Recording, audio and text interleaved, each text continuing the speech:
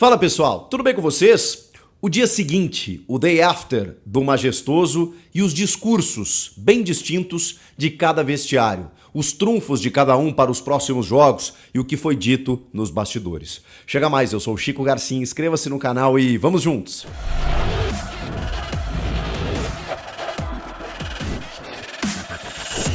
Bom, depois da vitória do Corinthians, a gente teve as entrevistas coletivas, tanto do Luxemburgo quanto do Dorival, jogadores na zona mista, e agora uma nova perspectiva do que vem pela frente e de como essas duas equipes projetam o jogo da volta, que acontece apenas no dia 16 de agosto.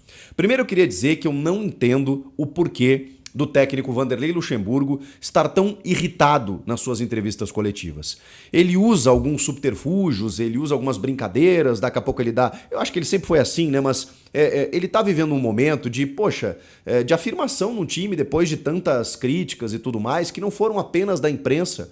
Foi muito do torcedor essa pressão, que inclusive logo na sua chegada teve protestos, ele foi lá conversar com o torcedor, os resultados estavam ruins, né? Ele teve 9 derrotas em 16, 17 jogos, depois começou a resgatar o Corinthians. E a gente precisa entender que o Luxemburgo, ele tem as suas responsabilidades, os seus méritos, ele não faz um trabalho totalmente ruim, mas ele também tem algumas responsabilidades por coisas que não acontecem. Quando a gente fala que o time contra o São Paulo, ele teve a genialidade do Renato Augusto, mas taticamente a equipe não funcionou, e quando o jornalista vai para a entrevista coletiva e questiona ele sobre isso, quando a gente faz essa pergunta, não estou sendo corporativista aqui não, gente, estou só dando um bastidor de como funciona esse processo do jornalista perguntar para o treinador, porque a gente acaba se tornando o canal, o meio de comunicação entre o treinador da sua equipe com o seu torcedor.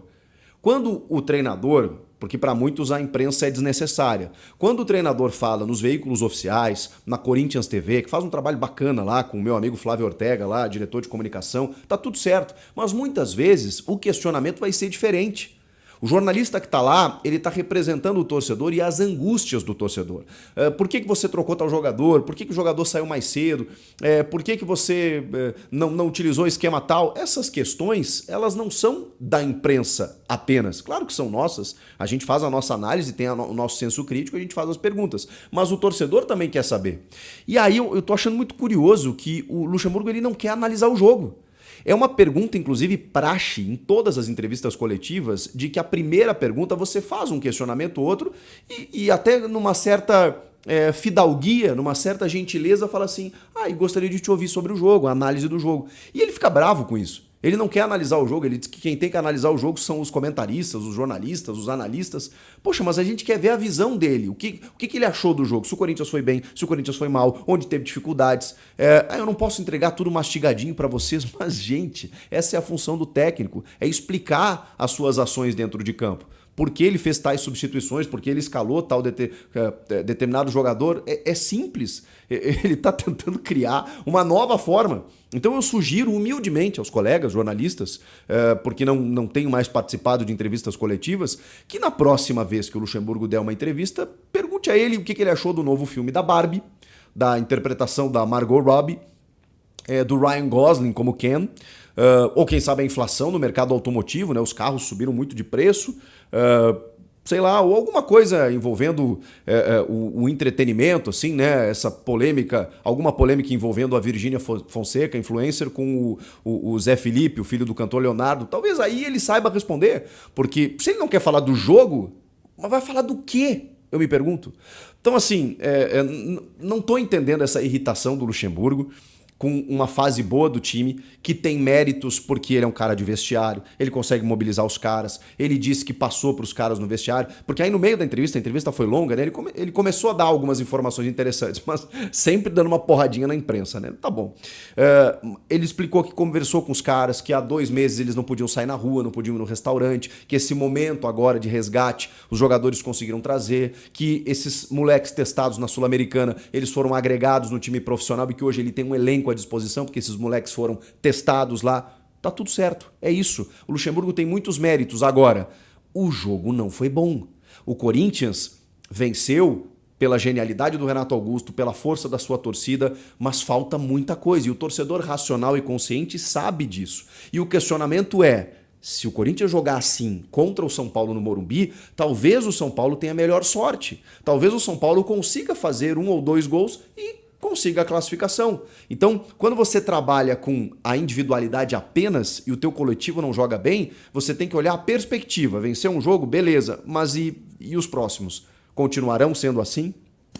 E aí a gente vai para a entrevista do Dorival, que obviamente estava muito frustrado, mas ele é muito elegante, né, o Dorival. E aqui eu não estou fazendo nem uma crítica para um lado, para o outro, estou analisando perfis, comportamentos. O Dorival é um cara mais na dele mesmo, mas ele estava bem frustrado porque, claro, né, tomou um gol aos 35 do segundo tempo e, na verdade, tomou 2 gols em falhas. Não digo falhas, né? A do Caio Paulista foi uma falha ali pontual em que o Renato Augusto aproveitou, mas no primeiro gol deixaram espaço para o Renato, né? Deixaram espaço para o Renato finalizar. E quando você deixa o Renato finalizar, você corre o risco de acontecer o que aconteceu. Então ele colocou muito na conta do craque que decidiu o jogo, mas que segundo ele o São Paulo esteve bem.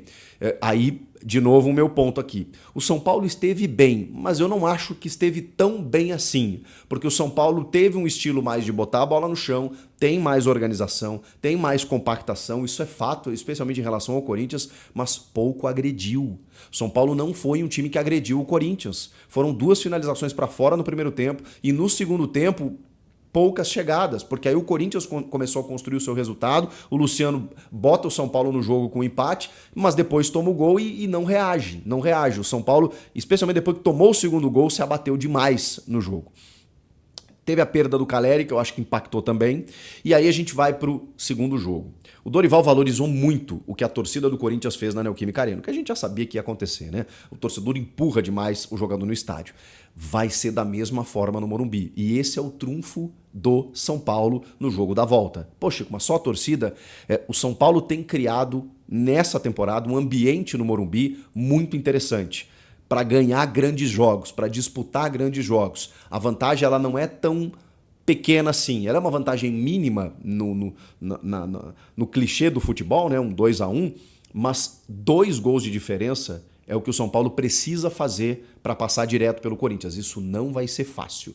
E aí vai precisar do Caleri recuperado, que tem sofrido com lesões, ora dor nas costas, ora tornozelo, ora lesão na coxa, que foi o que ele sentiu agora.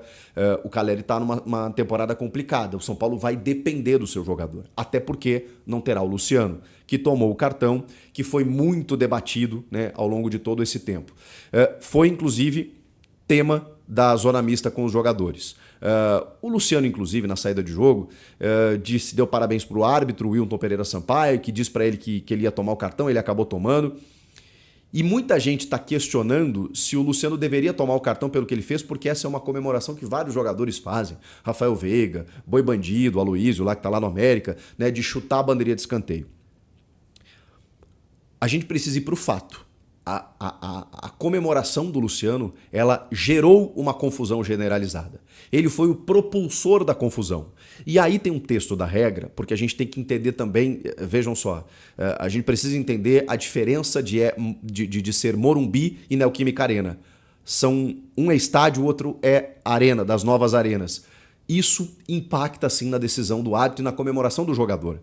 Quando o jogador vai lá e comemora, mesmo que diante da torcida adversária, no caso do Morumbi, ele está muito distante. No caso da Neoquímica Arena, ele está cara a cara com o torcedor. E houve uma nova regulamentação, né, uma nova regra, um texto da regra, que diz o seguinte: quando o jogador se aproxima da arquibancada, dos torcedores, do alambrado, sobe no alambrado, incita, provoca, ele deve receber o cartão amarelo. Então, além dele ter chutado a bandeirinha que tem o símbolo do Corinthians, que é o que desagradou os jogadores do Corinthians, o fato do Luciano ter ido comemorar lá na frente da arquibancada da torcida adversária gera o cartão. Isso, pelo texto da regra, já gera o cartão. E aí ele gerou toda aquela confusão, porque os jogadores do Corinthians não gostaram e o Dorival estranhou que ele foi o único a receber cartão ali naquele momento, embora tenha achado justo. O fato é que ele desfalca o São Paulo para o jogo da volta. Grande prejuízo. E aí o São Paulo vai ter que de novo trabalhar para recuperar alguns jogadores que estão no departamento médico e contar com um novo modelo de ataque aí, porque Luciano e Caleri não estarão. Caleri sim, provavelmente. Luciano não, com certeza. Os jogadores falaram na zona mista também, os do Corinthians, né, o quanto isso soou para eles como um desrespeito, esse ataque à bandeirinha de escanteio com com o escudo ali do Corinthians. Enfim, o São Paulo vai ter tempo para se remobilizar e tentar trabalhar com essa ideia de reversão de expectativa, de vantagem.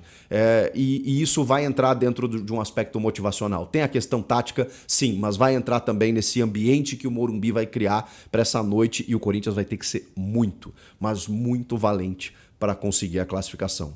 Por outro lado, se o trunfo do São Paulo está em decidir a vaga no Morumbi, o Corinthians terá Matias Rojas, recuperado totalmente, vai ter provavelmente um Renato Augusto cada vez mais a pleno e decisivo, vai ter talvez um Roger Guedes jogando mais do que jogou, porque ele não conseguiu jogar tão bem nesse primeiro jogo, e pode ter Lucas Veríssimo, que já foi anunciado e vai ser regularizado a ponto de ser inscrito na Copa do Brasil e poder jogar o jogo da volta. Então, o Corinthians também tem alguns trunfos, além do Gabriel Moscardo, que sofreu uma cirurgia de apendicite, está se recuperando e para o dia 16 de agosto estará a pleno também. Vai ser um novo jogo, um novo capítulo, uma nova história de um grande duelo, em que, repito, não está nada decidido. O que vocês acham que vai acontecer? Vamos aguardar. Mais novidades eu volto aqui no canal. Inscreva-se, deixe teu comentário, deixe teu like e até a próxima. Tchau!